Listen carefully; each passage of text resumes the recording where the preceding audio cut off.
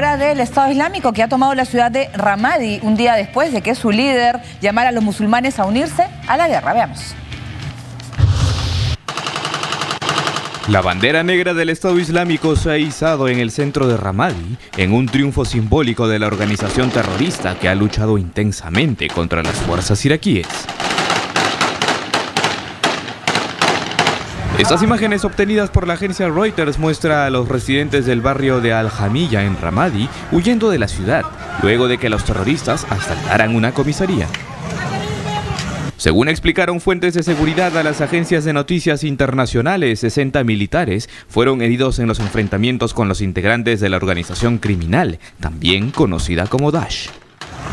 Además, los pobladores han sido impedidos de salir de la región, pero muchos miembros de los clanes tribales han empezado a escapar. En la víspera apareció un supuesto audio del autoproclamado califa Abu Bakr al-Baghdadi, que hizo un nuevo llamado al terror.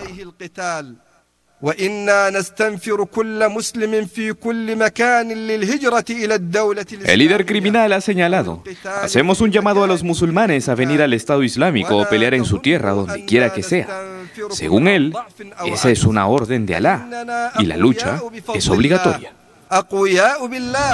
Muy bien, pues vemos el avance del Estado Islámico y estamos hablando de que, no sé si información contradictoria o a veces uno pueda pensar que el Estado Islámico está siendo debilitado. Sin embargo, esa toma es importante, la de Ramadi. Sí, bueno, en las últimas semanas el impacto que causó pues su derrota pues al norte de Siria y luego el retroceso en la ciudad de Tikrit llevó a pensar pues que el Estado Islámico podía estar sintiendo los efectos de no solamente las fuerzas armadas de Al-Assad, también las iraquíes y también los bombardeos por parte básicamente de fuerzas occidentales. Sin embargo, ayer y hoy pues hemos conocido noticias de cómo va avanzando inclusive en Siria y cómo ahora está avanzando también en el occidente pues iraquí. Y hay que tener en cuenta que pareciera que tuvieron una nueva estrategia, es decir, perdió Tikrit. Tikrit está al norte de Bagdad y en el camino hacia el norte está Mosul, que es la segunda ciudad más importante de Irak, que todavía está bajo el poder del Estado Islámico. Entonces pareciera que ellos quieren controlar Mosul, ya perdieron Tikrit, pero ahora la idea es avanzar por otro lado, por el lado más desértico, que es el oeste pues iraquí, que justamente tiene fronteras con Siria y con Jordania, en donde ellos tienen mayor posibilidad de movimiento, aunque la zona es mucho más inhóspita.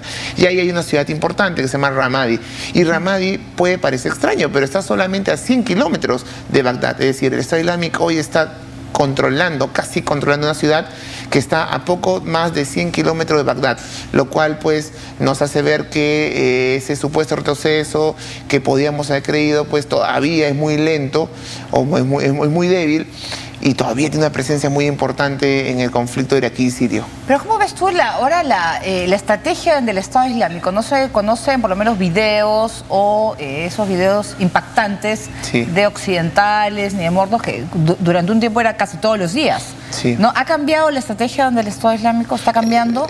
Sí, no. En primer lugar, al parecer no habría mucho más occidental en su poder. Y si hay alguno, estarían esperando el momento propicio para utilizarlo. Ellos, digamos, no utilizan lo comunicacional de manera pues irracional.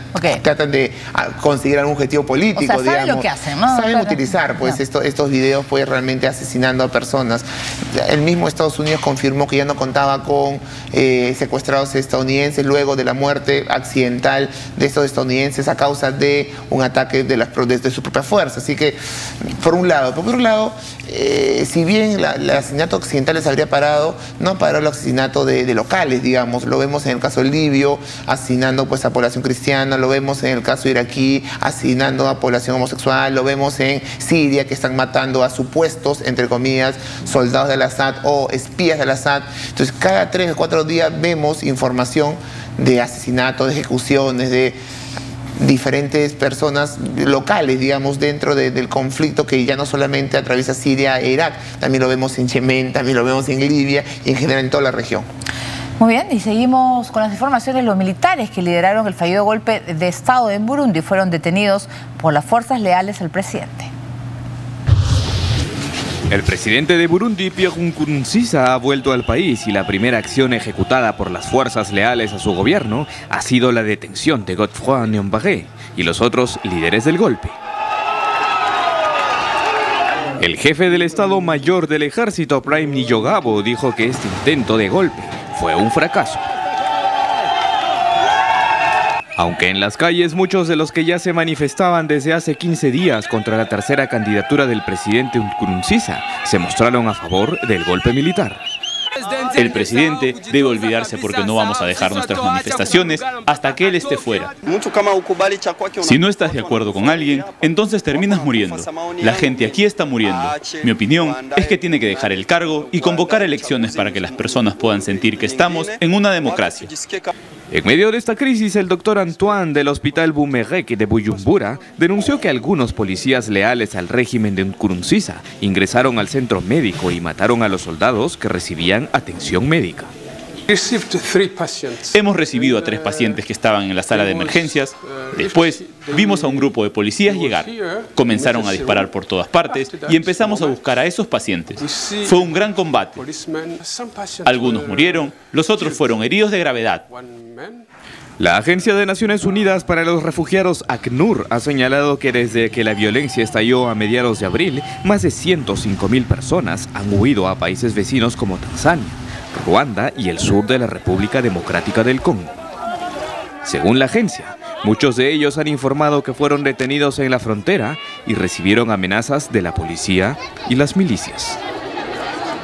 Muy bien, han sido detenidos, me parece, por las fuerzas del presidente y se habría controlado todo, ¿no? Todo parece indicar, ¿no? Sí, más allá del golpe de Estado y que al parecer habría sido pues un fracaso, las razones de fondo continúan. ¿Y cuáles son esas razones de fondo?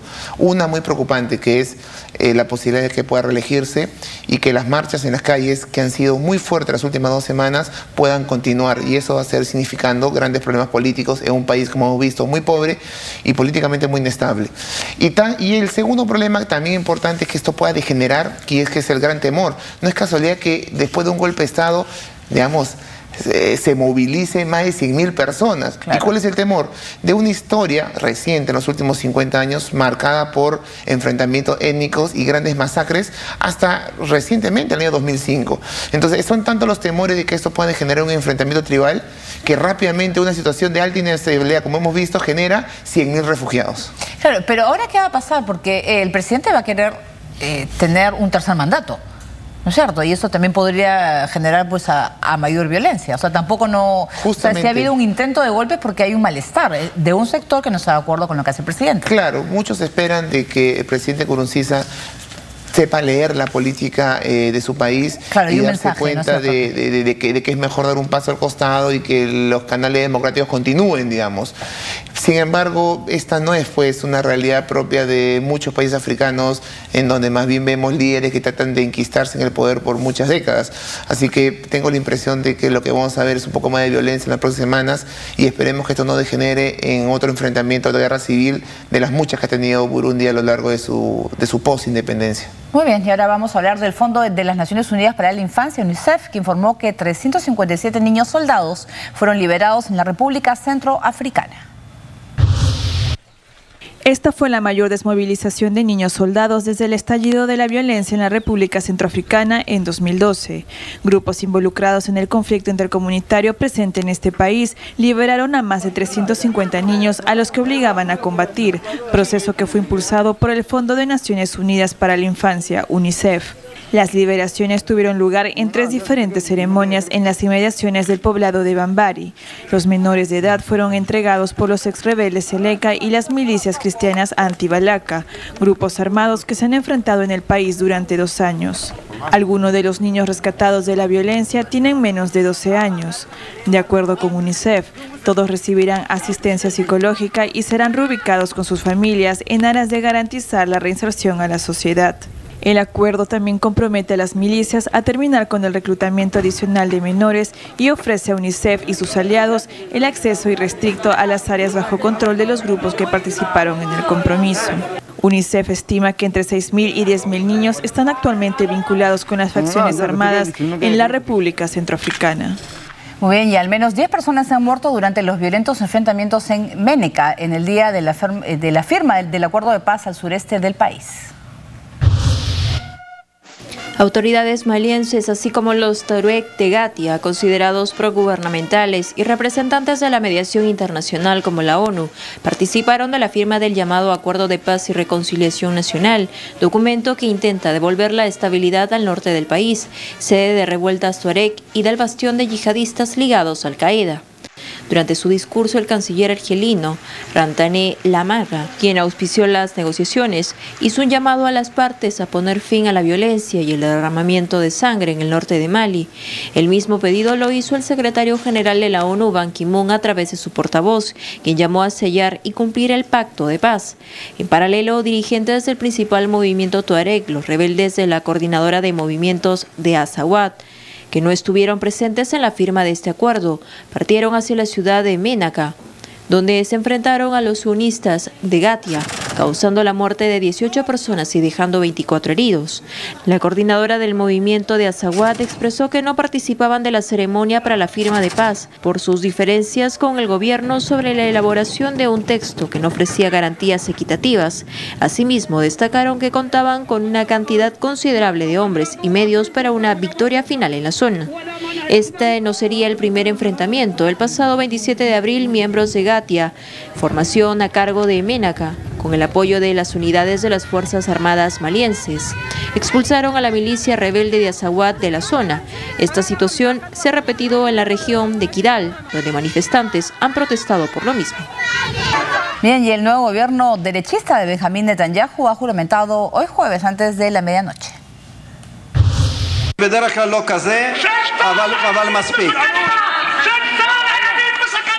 La formación del gobierno de Israel y la juramentación ha sido tan fuerte como un dolor de parto para el primer ministro Benjamín Netanyahu. Entre abucheos, risotadas y burlas, el nuevo gabinete de coalición, el más derechista de la historia de Israel, juramentó en la última hora de la noche, luego de la ajustada aprobación de